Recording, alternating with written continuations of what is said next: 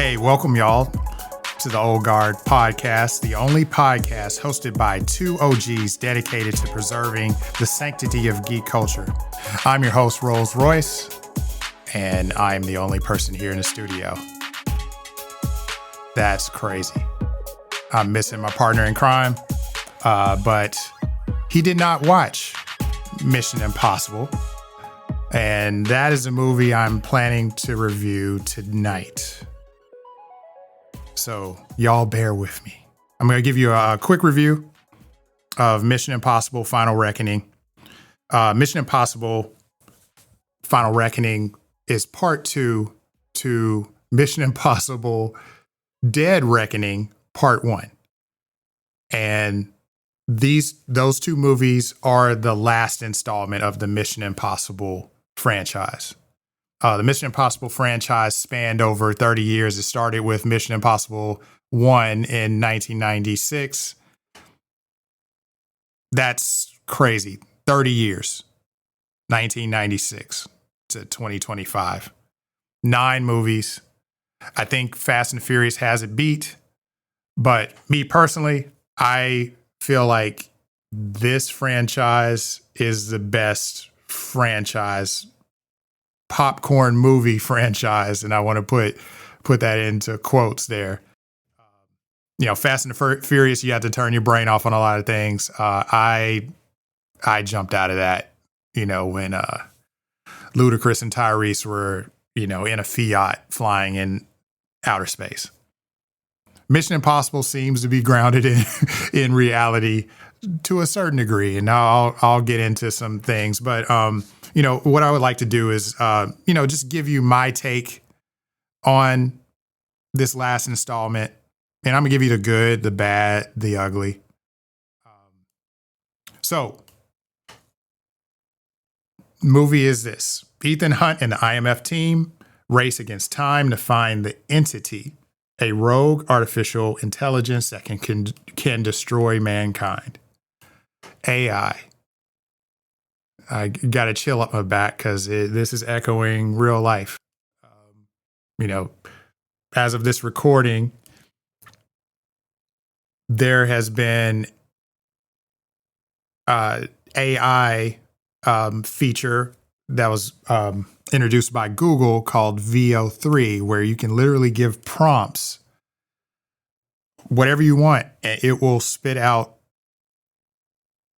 a few seconds of video. So like AI is coming, and it's coming in a big way. And, if you're a geek culture fan, you've heard the stories about the Terminator. This is a recurring theme. This is hitting really close to home. But anyway, I'm going to give you, my impression of the movie. Like,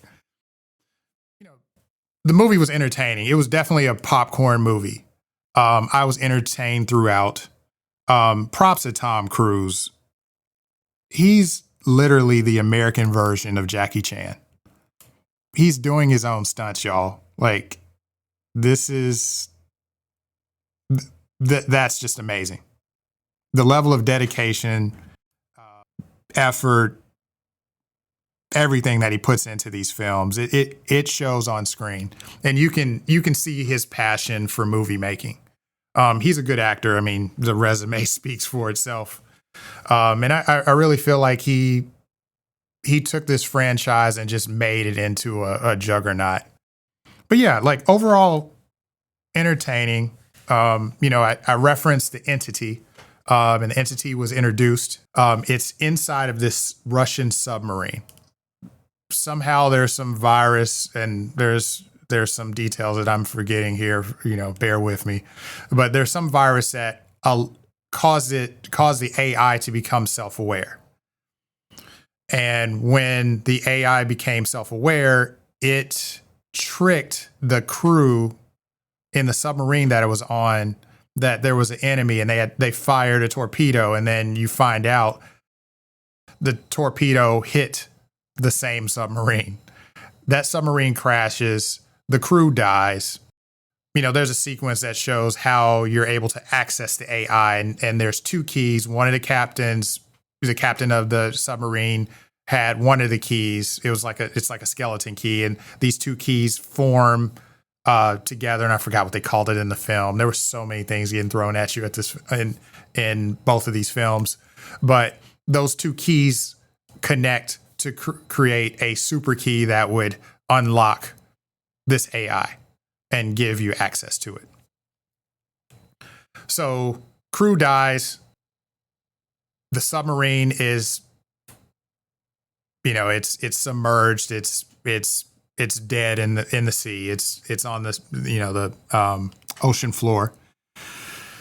The crew floats up, and the keys get recovered. So that's how the entity is set up, and the entity kicked off this whole series of events where we got introduced to Gabriel, a mysterious character that was in Ethan's past, and somehow he was a catalyst to make Ethan Hunt the super agent he is today.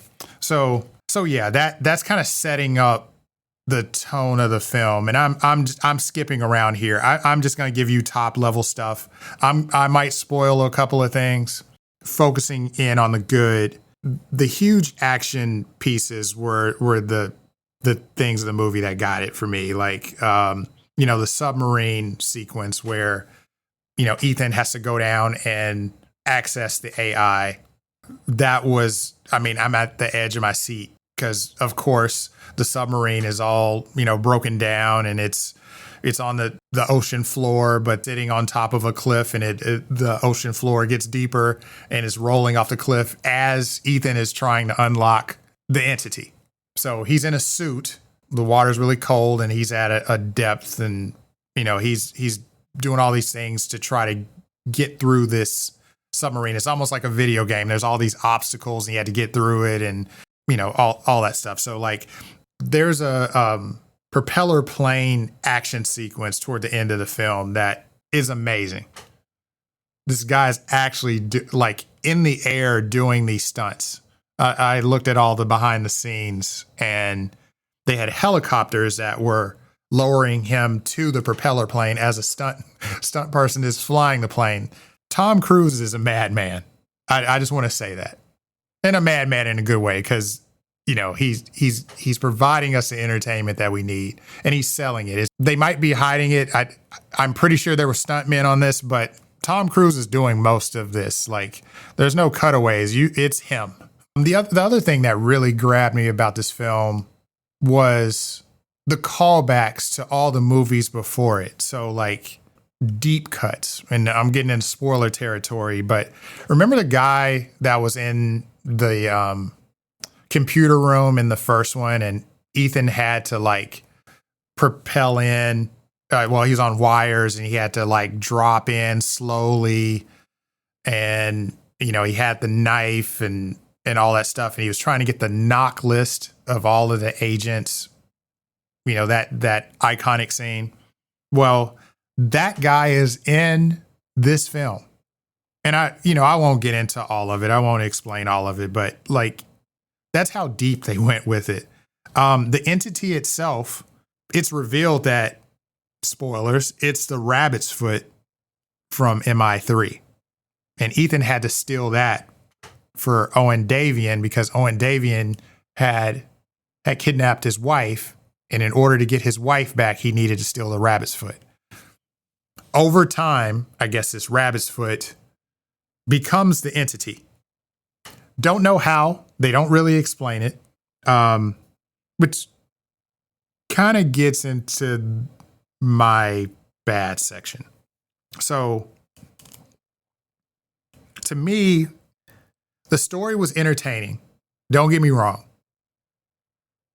But after soaking the movie in and thinking about it, which I do after a day or two, the story is just not that strong.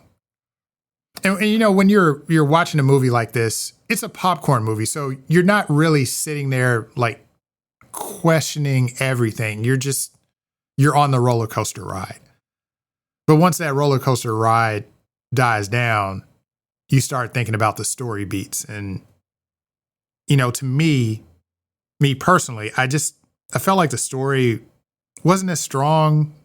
I mean, it was effective in a way because we're like in the first inning of AI becoming a thing. You know, we have chat bots on our phone. We're seeing AI being used in movies and TV, and you know, we're imagining characters that have actors that have died, and they're by the use of AI, you can bring those characters that those actors played back to life using AI. You know, referencing like Rogue One, you know, like with Moff Tarkin. So, you know, the story wasn't as strong. Like I could not wrap my head around Ethan fighting AI. I feel like Mission Impossible was the strongest when there was like another organization called the Syndicate. And that was like a theme through most of the films. And it seemed like when it got to Dead Reckoning, part 1, it was almost like they just threw that out the window. I know that, you know, in the previous films, they somehow beat the Syndicate and it broke them up. But I kind of like the people versus people action versus human versus AI, human versus machine. It just didn't really appeal to me. And it brought up more questions for me. Like, what is Ethan fighting? Like even in, when I referenced part 1, I just had an issue. It seemed like the entity was thinking, 5 steps ahead, which I understand because it's AI, but how did the AI get, like, questions like, well, how did the AI get there in the first place? How did it get in the sub?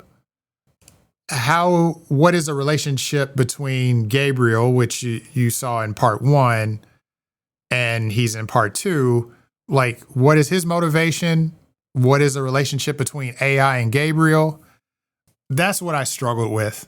As far as the cast, the foundation is the chemistry of the cast. Tom Cruise is going to do Ethan Hunt. You're going to get the flash and the flare of Ethan Hunt and the impossible missions, and he's the only person that can pull this off. Not being sarcastic here, because that's what an action hero does, right? Most of the characters in all of the films, like, Ethan and Benji, played by Simon Pegg, and I mean, come on, Luther, Ving Rhames, they all had a talent and a skill, and they all had that chemistry. It always opened up room for humor, drama, emotions. They felt like a family, but not obviously like a family, like in Fast and the Furious. We got beaten over the head with family there. It was subtle here, but you can tell these characters loved each other and loved, working together. And then we got introduced to Haley Atwell, who plays Grace, and she was a pickpocket. And that was a little weird in part 1. It pays off a little bit in part 2, I guess. Palm, and I'm going to butcher her name, Klemetieff, plays Paris, and she was Gabriel's like number 2, like assassin. I mean, she was putting in work. I would love to see her in her own film. I wish they would spin off and had like a Paris film. And then the other bad thing I'll say, and this is not an indictment on this particular film, Ilsa Faust, played by Rebecca Ferguson. I missed her in this film. She ends up getting killed in part 1, and that's just, for me, that wasn't the way to go out. I mean, she really complimented Ethan and in a lot of those films since, what movie was that? That was Fallout, where she was introduced. I just hated that she wasn't in this film. So I'm putting that in a bad category for some reason. And that's just me personally. She had a lot of skills. I mean, she was working people over. She could outsmart Ethan when she wasn't on his team. When she was on the team, she was a great addition. But I'm saying all that to say that I really appreciate the chemistry of all the characters. But I will say in this one, they had a character or two that just really didn't. Matter of fact, I don't even know what his name was in the film, to be honest with you. And even looking on IMDb, the actor's name is Greg Tarzan Davis. He was an agent. and he was working with another agent that was on the hunt for Ethan. They were hired by Kittredge, and Kittredge has been in all the films, and he's always been the guy. I'll just joke around here. He always was the hater, of Ethan Hunt. Always wanted to know what Ethan Hunt was doing, and didn't respect Ethan's methods, to get the job done. He wanted to do it his way, and he wanted to control everything. But yeah, I felt like those characters were like one-dimensional. They really didn't add anything to the film, and I was wanting him to add something to the film because he became part of the team. I think some of it was there for maybe comic relief, or kind of like he was the guy that was just kind of looking at everybody like, man, y'all are crazy. Like, y'all have been doing this for years. I think it almost felt like his character was just placed there to kind of acknowledge like, hey, y'all, this is crazy, right? So anyway, I'm going to wrap this up. The ugly for me is, first off, Gabriel. You hear Wally and I talk about story beats and motivation and things like that. Gabriel was introduced, and I don't have a clue why he was in the film. He moved the plot for sure, because that was a human being that Ethan had to chase, but there was no connection to why Ethan was chasing him because of this AI and what was, the entity's relationship with Gabriel. And then also, Ethan made a reference that Gabriel was from his past, and Gabriel killed someone that was in Ethan's past. We don't know anything about what that person meant to Ethan. I don't know if it was part of his team. I don't know if Gabriel was part of his team, but I struggle with that a lot. He did a lot of mustache twirling toward the end, which frustrated me. You gotta mustache twirl with a purpose. Like, you can't just mustache twirl and I have no clue why you're in the movie. No disrespect to S.A. Morales, but I didn't really get his character at all.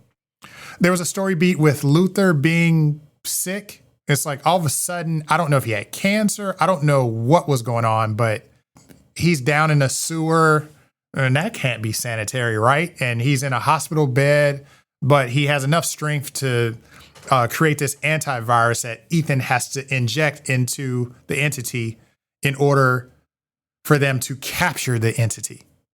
Not destroy it, but capture it, right? If I'm not mistaken, the time between part 1 and part 2 was only like 2 or 3 months. So they didn't really, maybe I missed something, but Ving Rhames wasn't sick in part 1. All of a sudden he's in scrubs and, in a hospital bed, and he has tubes in his arm. So I struggled with that a little bit. And then the big glaring thing is, I can appreciate a good action scene. I know that there's plot armor. One of the reasons why I couldn't watch Fast and Furious anymore is because I had to turn my brain completely off. And I can do that. I mean, I know what I'm going into with an action movie, but when you're a human being, like, you got to get some damage if you're flying out of a car going 200 some odd miles per hour and then you crash into another car. You don't just gather there landing buttery soft on another car like that. I can't turn my brain off for some reason. I'm sorry. You have to explain that this person is superhuman, or they got, some kind of armor in their back, or they fall on their back and it's fine. I don't know. But in this one, that was a little disappointing. There was this huge submarine sequence. Excellent. Loved every bit of it. But when Ethan got out of that submarine, he had to go through a torpedo chute, but the suit had all this equipment on the back. So he had to take it off. The moment he took it off, he's freezing. It's freaking cold in this water. So I don't know how he would survive that. And then once he gets out of the submarine, he's at a depth where the ocean will crush a human being instantly. But somehow Ethan, being godlike, can withstand that. He passes out and then he floats all the way to the top. And mind you, it's really cold. There's I would say, a foot of ice caked on top of the ocean, and his body just floats to the top. And there's this hyperbaric chamber they set up, and I can't Mission Impossible, like, I know I'm sounding like I'm jumping around, but if you watch a Mission Impossible movie, you'll understand what I'm saying. Like, there's all these intricate details, and everything has to be precision timing in terms of pulling these missions off. So that submarine sequence, excellent. But when he got out of that sequence, out of that situation, he should have died. And I'm sorry, but he should have died. I couldn't turn my brain off there. But anyway, I can go on and on. To end on a positive note, I will say that I thoroughly enjoyed watching the film, but I just have to be honest with y'all. Like, and I'm always trying to be honest with y'all. Like, I got to call out when things don't feel right. I feel like Mission Impossible could have been a stronger movie, but I mean, it did what it did. It's time. 30 years is a long time. I feel like it did a good job of closing the book. I just taken a few points off because I felt like that story could have been written a little bit better. But anyway, that's my take on Mission Impossible. If you wanted me to grade it, I would probably give it 7 out of 10.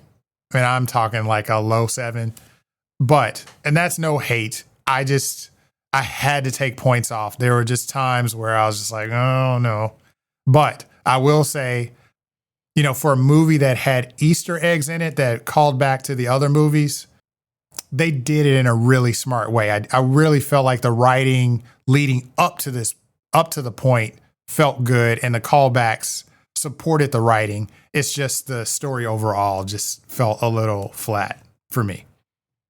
But I love the whole franchise. I feel like the franchise was strong. Tom Cruise is a great actor. I have a lot of respect for him. The ending was it depends on where you are. I kind of appreciated it because even though it might have felt a little hokey, we need some hope and optimism. And yeah, the ending was pumping up Ethan, being the quintessential hero that saves everyone, and he's the only person that can save the earth. Again, action movie. But I think it did a good job of, at least instilling a little bit of optimism and hope in this confusing and divided world that we're living in right now. But anyway, that's my take. Just stay tuned. Wally will return. Occasionally, you might get a review from me, a solo review from me. I tend to watch a lot more action movies than Wally. It takes a little bit of energy to get Wally out to the movies, get him off the bootlegging. Don't kill me, Wally. Thank y'all from the bottom of our hearts, listening to this podcast. Those have been riding with us since, we started with 1982. We really love you and appreciate you. Follow and subscribe. We're on all of your favorite podcast platforms, Apple Podcasts, Spotify. Love y'all. Peace.